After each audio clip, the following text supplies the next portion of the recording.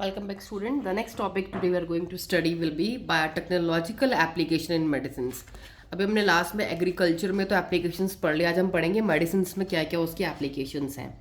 The recombinant DNA technological processes have made immense impact in the area of healthcare by enabling mass production of safe and more effective therapeutic drugs. तो हमारे जो recombinant DNA technology की वजह से हमें इतना ज़्यादा impact मिला इस एरिया में.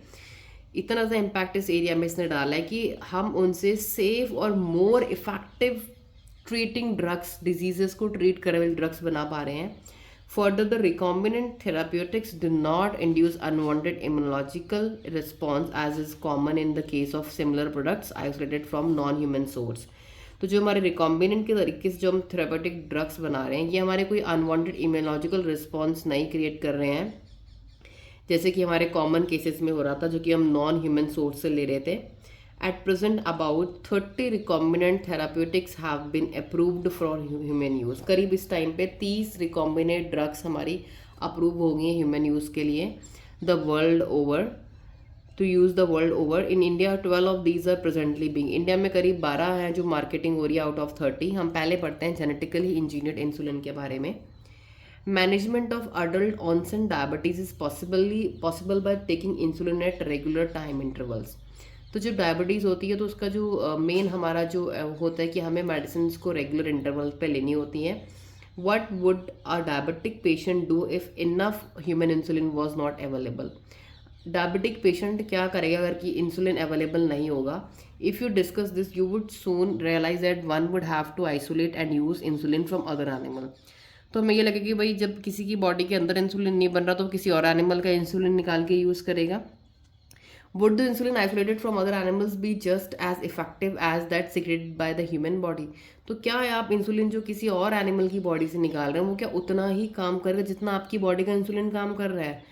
And would it not illicit N immune response in the human body? क्या वो आपकी बॉडी में कोई इम्यून सिस्टम को प्रोवोक नहीं करेगा क्योंकि आप किसी और को इंसुलिन निकाल रहे हैं और आपके शरीर में जाके वो आपकी बॉडी को तो लगेगा ये फॉरेन चीज़ है, आपकी बॉडी इसके अगेंस्ट तुरंत अटैक करना शुरू कर देगी.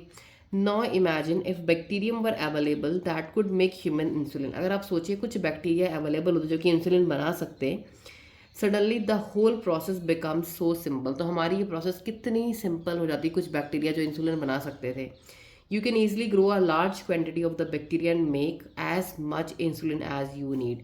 तो आप बहुत सारे बैक्टीरिया को ग्रो करते कल्चर प्लेट में और बहुत सारे इंसुलिन बना लेते. Think about whether insulin can be orally administered to diabetic people और नॉट. क्या आपको लगता है कि हम जो इंसुलिन है उसको किसी भी ह्यूमन को ओरली मतलब माउथ से दे सकते हैं डायबिटिक पर्सन को? अगर नहीं दे सकते तो क्यों नहीं दे सकते? I will tell you the reason why. देखिए यू राइट द रीज़न कि जो इंसुलिन होता है ना, देखिए हमारा इंसुलिन ओरली मुंह से इंसुलिन देते हैं, इसलिए इंसुलिन के हमेशा इंजेक्शन लगते हैं और हम उसको सब क्यूटेनियसली देते हैं, मतलब स्किन में इंजेक्शन के थ्रू.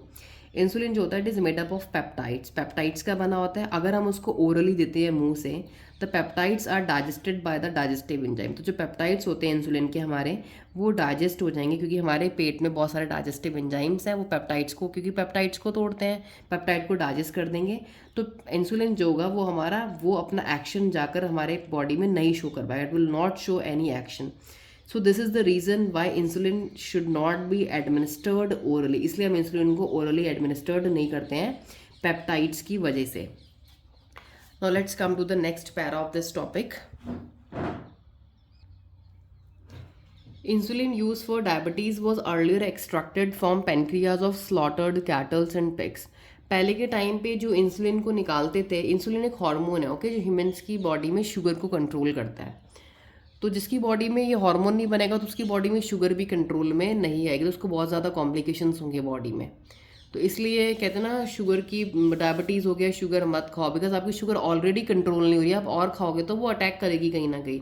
इसलिए शुगर पेशेंट्स को, शुगर या डायबिटिक पेशेंट्स को मीठी चीज़ें खाने के लिए मना करते हैं, बिकॉज उनकी बॉडी में वो हार्मोन, वो केमिकल ही नहीं बन रहा जो इस चीज़ को कंट्रोल या रेगुलेट कर सकता है. तो पहले के टाइम पे क्या कर रहे थे कि ऐसे इंसुलिन जो बॉडी में नहीं बन रहा उसको, इंसुलिन को दूसरे एनिमल्स की बॉडी से निकाल रहे थे, जिनको स्लॉटर्ड कर रहे थे, जिनको मतलब बंदी बना कर रखते जानवरों को, कैटल्स और पिग को, उनकी बॉडी से निकाल रहे थे. Insulin from an animal source do cause some patients to develop allergy. तो ऐसे एनिमल्स को जो आप बंदी बना रहे हो, फिर इनसे आप इंसुलिन निकाल रहे हो उनकी पैनक्रियाज से, तो कुछ लोगों में एलर्जी कॉज कर रहा था and several type of other reactions to the foreign protein, और कुछ अदर टाइप ऑफ रिएक्शंस भी हो रही थी। अब देखिए इंसुलिन क्या है। Insulin consist of 2 short polypeptide, and insulin जो हार्मोन है वो 2 शॉर्ट पॉलीपेप्टाइड का बना हुआ है, चेन ए और चेन बी। तो इंसुलिन में हमारी 2 चेन्स होती हैं, that are linked together by disulphide bridge. जैसे देखिए ये चेन ए है, ये चेन बी है, ये ए और ये बी है, दोनों किससे लिंक्ड है? चेन ए ब्लू वाली है, बी वाली ग्रीन से है। किससे लिंक्ड है?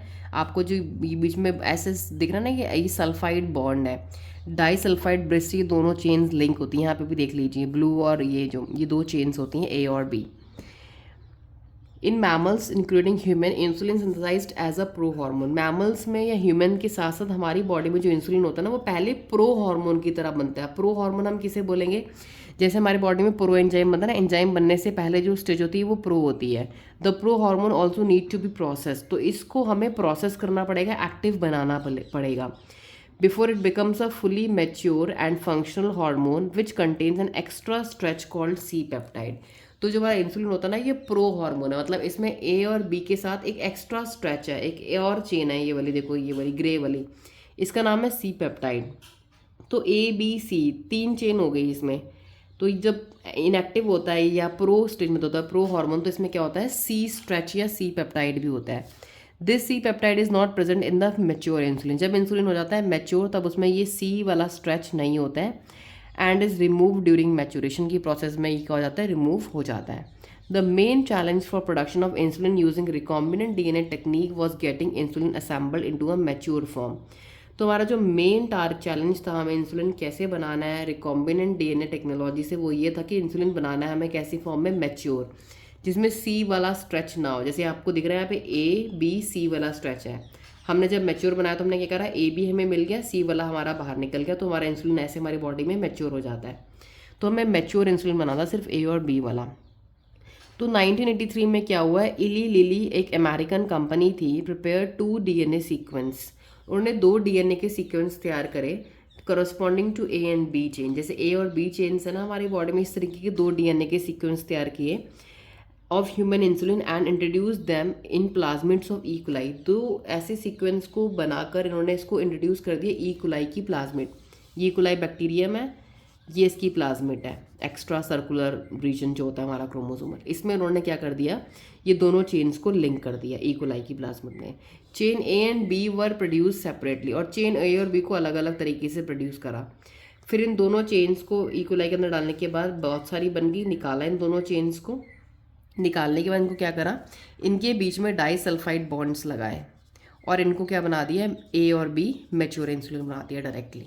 तो इस तरीके से जो इंसुलिन है ये ऑल ओवर वर्ल्ड हमारा यूज़ हो रहा है, वो ऐसी इस तरीके से यूज़ हो रहा है कि उन्होंने 2 डीएनए सीक्वेंस तैयार किए, जैसे कि हमारे शरीर के अंदर होते हैं और बी चेन्स होती है जैसे हमारी, सेम वैसे तैयार किए, उनको ई कोलाई के अंदर डाल दिया और इंसुलिन चेन्स बनानी शुरू कर दी। और वो चेन्स को अलग अलग बनवा कर डाइसल्फाइड बॉन्ड से जोड़ दिया, या आप जो भी मान लीजिए लिंक कर दिया, उस तरीके से मैच्योर इंसुलिन बन गया। This is the way how a mature insulin can B form. तो इली लिली कंपनी आपको याद रखनी है, और ये डायग्राम इज़ मोस्ट इंपॉर्टेंट कि कैसे प्रो इंसुलिन से मैच्योर इंसुलिन बनता है। आपको सिर्फ क्या करना है? फ्री सी पेप्टाइड निकाल देना है। Okay, that's all. Next video I explain you gene therapy क्या होती है, किस तरीके से पहली जीन थेरेपी की गई थी और किस में की गई थी। Thank you and stay tuned.